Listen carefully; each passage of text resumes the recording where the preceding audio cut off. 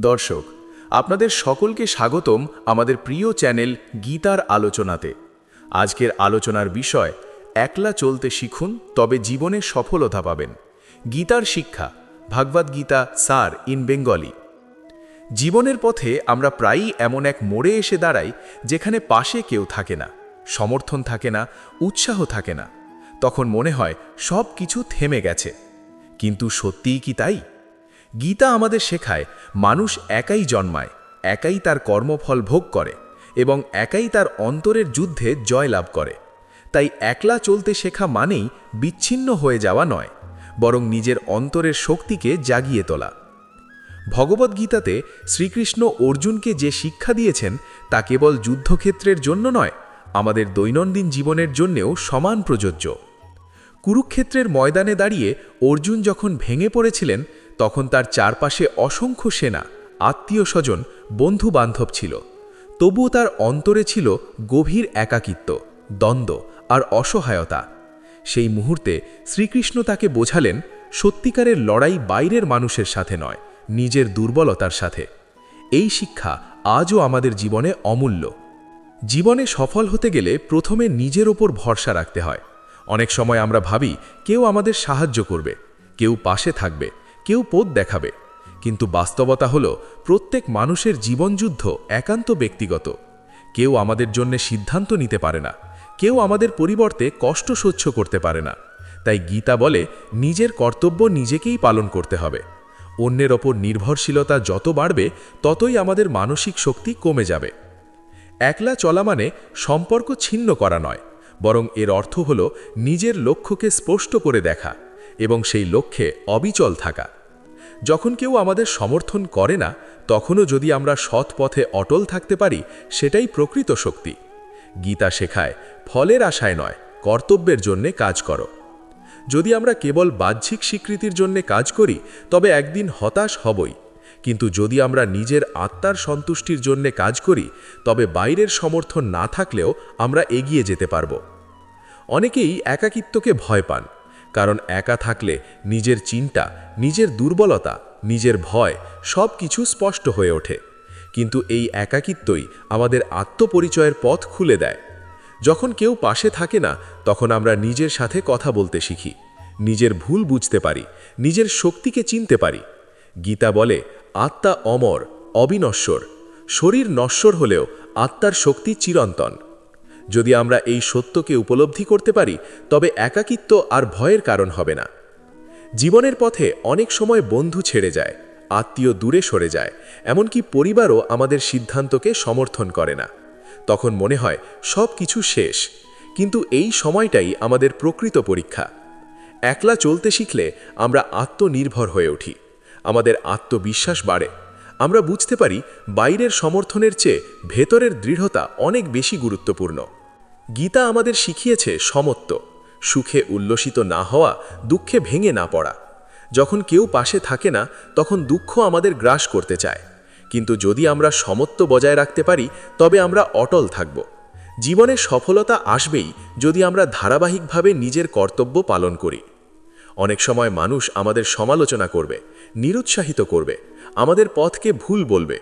তখন যদি আমরা তাদের কথায় ভেঙে পড়ি, তবে আমরা কখনোই এগোতে পারব না। একলা চলা মানে নিজের বিবেকের কণ্ঠস্বর শোনা।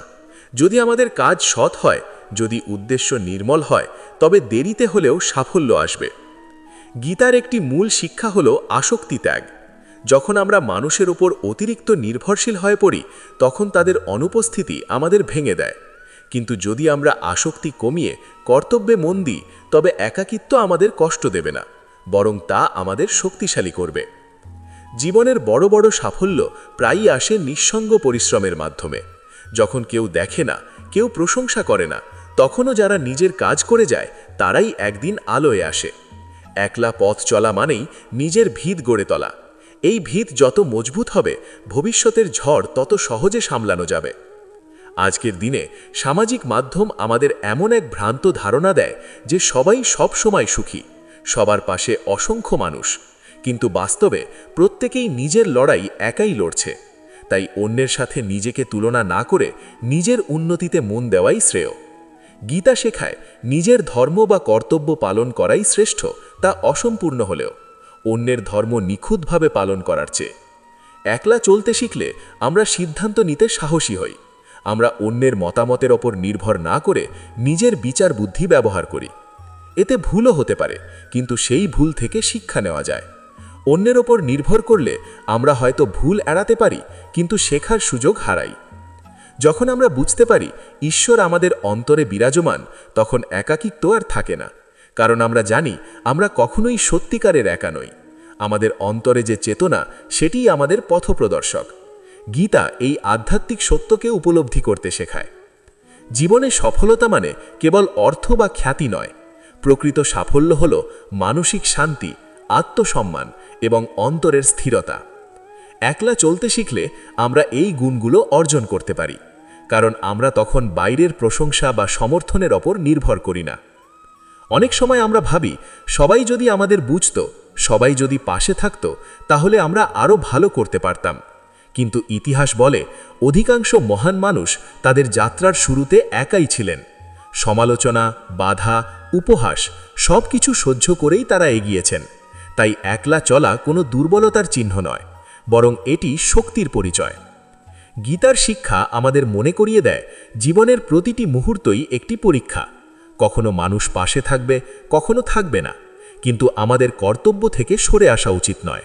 যদি আমরা দৃঢ় থাকি, তবে সাফল্য আমাদের কাছেই আসবে। এইভাবে একলা পথ চলার মধ্য দিয়েই আমরা নিজের প্রকৃত রূপকে আবিষ্কার করি। আমরা বুঝতে পারি আমাদের শক্তি কতটা, আমাদের সহনশীলতা কতটা। একলা পথ চলা আমাদের ভেতরের সাহসকে জাগিয়ে তোলে। মানুষের জীবনে এমন অনেক সময় আসে যখন চারপাশে অসংখ্য মানুষ থাকা সত্ত্বেও হৃদয়ের গভীরে এক শূন্যতা কাজ করে। সেই শূন্যতাই আমাদের শেখায় বাইরের ভিড় আর ভেতরের একাকিত্ব এক জিনিস নয়। আমরা যখন নিজের লক্ষ্যে অটল থাকতে চাই, তখন অনেকেই আমাদের বুঝতে পারে না। তারা আমাদের স্বপ্নকে অযৌক্তিক বলে মনে করে, আমাদের পথকে ভুল বলে সমালোচনা করে। কিন্তু এই মুহূর্তেই গীতার শিক্ষা আমাদের সাহস যোগায়। ভগবদ্গীতা আমাদের শেখায় অন্যের মতামতের চেয়ে নিজের কর্তব্য বড়। যদি আমাদের উদ্দেশ্য সৎ হয়, যদি আমাদের মন নিষ্কলুষ হয়, তবে ভয় পাওয়ার কিচ্ছু নেই। একলা চলার প্রথম শর্ত হলো আত্মবিশ্বাস। আত্মবিশ্বাস ছাড়া কেউ দীর্ঘ পথ পাড়ি দিতে পারে না। কিন্তু আত্মবিশ্বাস আসে কোথা থেকে? এটি আসে আত্মজ্ঞান থেকে। যখন আমরা বুঝতে পারি আমরা কে, আমাদের শক্তি কোথায়, আমাদের দুর্বলতা কোথায়, তখনই আমরা দৃঢ় হই। গীতা আত্মজ্ঞানকে সবচেয়ে বড় সম্পদ বলে মানে, কারণ যে নিজেকে চেনে সে কখনো ভেঙে পড়ে না। মানুষ তাকে ছেড়ে গেলেও সে নিজের ভেতরের আলো হারায় না।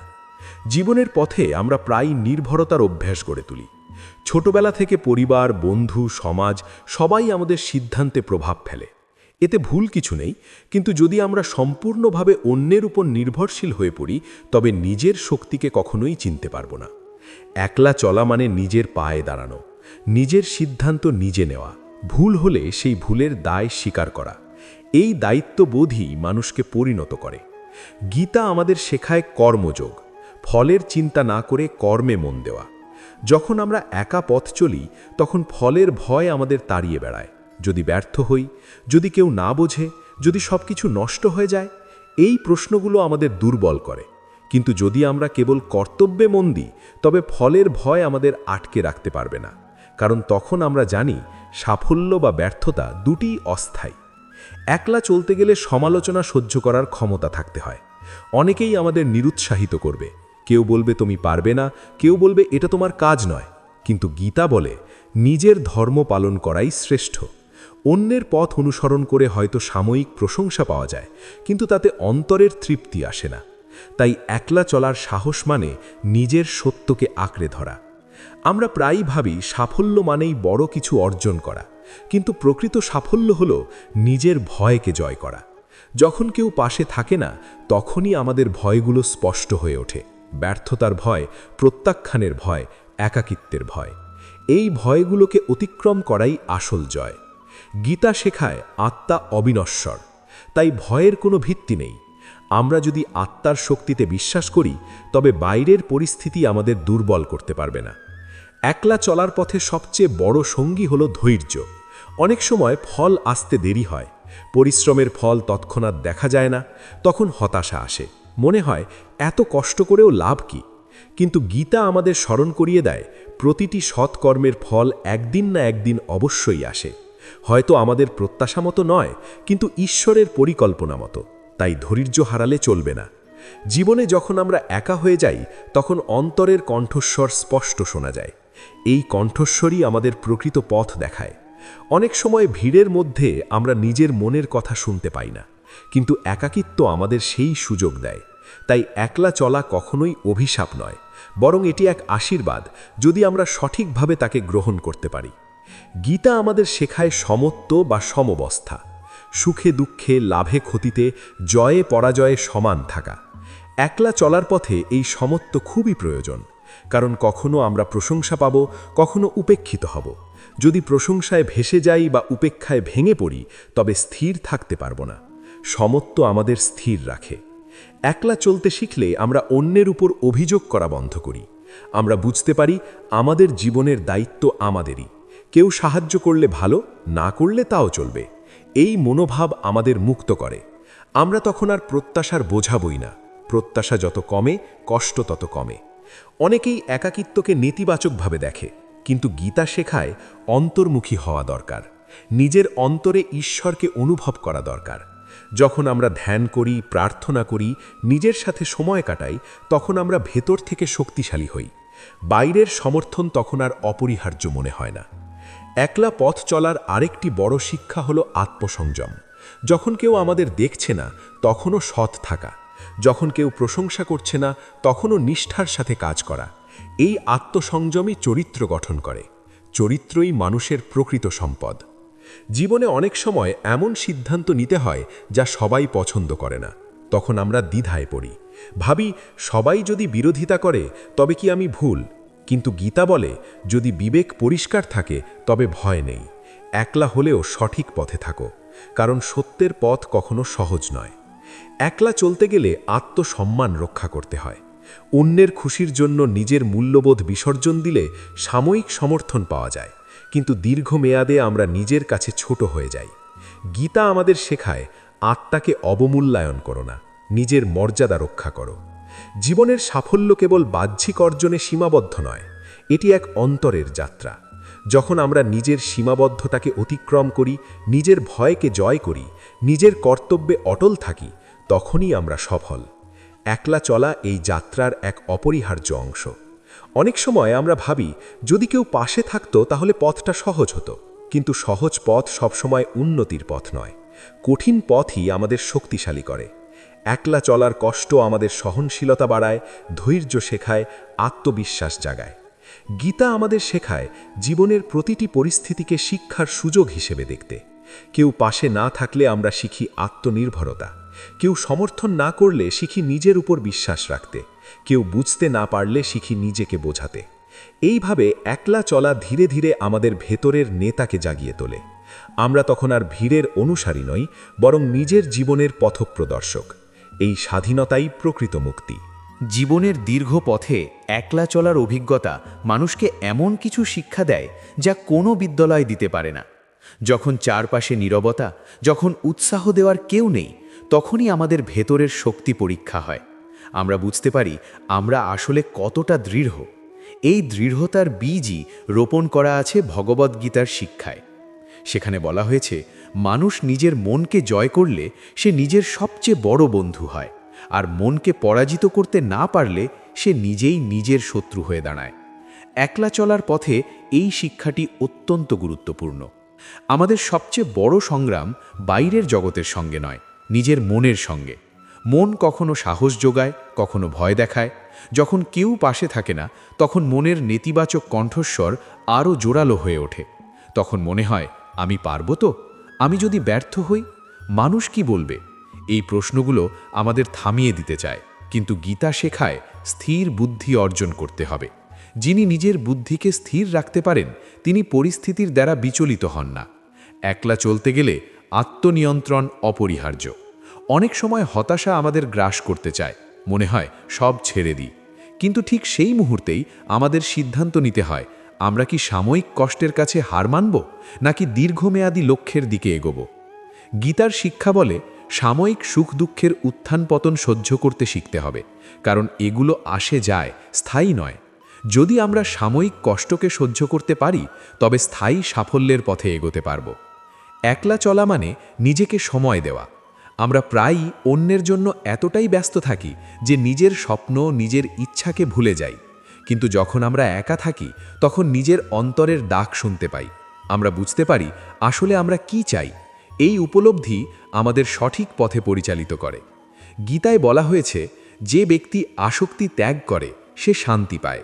একলা চলার পথে আসক্তি ত্যাগ করা অত্যন্ত জরুরি। যদি আমরা মানুষের প্রশংসা, স্বীকৃতি, সমর্থনের প্রতি অতিরিক্ত আসক্ত হয়ে পড়ি তবে তাদের অনুপস্থিতিতে আমরা ভেঙে পড়ব। কিন্তু যদি আমরা নিজের কর্তব্যে মন দিই এবং ফলকে ঈশ্বরের হাতে ছেড়ে দিই তবে মন হালকা থাকবে। অনেক সময় জীবনে এমন পরিস্থিতি আসে যখন ন্যায়ের পথে দাঁড়াতে গিয়ে আমরা একা হয়ে যাই। সবাই হয়তো অন্যায়কে সমর্থন করছে, কিন্তু আমাদের বিবেক তা মেনে নিচ্ছে না। তখন একলা চলার সাহস দরকার। গীতা আমাদের শেখায়, সত্যের পথে থাকো, ফল যাই হোক। কারণ অন্যায়ের সাথে আপোষ করলে সাময়িক সুবিধা মিললেও অন্তরের শান্তি নষ্ট হয়। একলা চলার পথে আরেকটি বড় শিক্ষা হলো আত্মসম্মান। যখন আমরা নিজের মূল্যবোধের সাথে আপোষ করি না তখনই আত্মসম্মান অটুট থাকে। অনেকেই সম্পর্ক বা স্বীকৃতির জন্য নিজের নীতি ত্যাগ করে, কিন্তু এতে দীর্ঘমেয়াদে ক্ষতি হয়। গীতা শেখায়, নিজের ধর্ম পালন করাই শ্রেয়, তা কঠিন হলেও।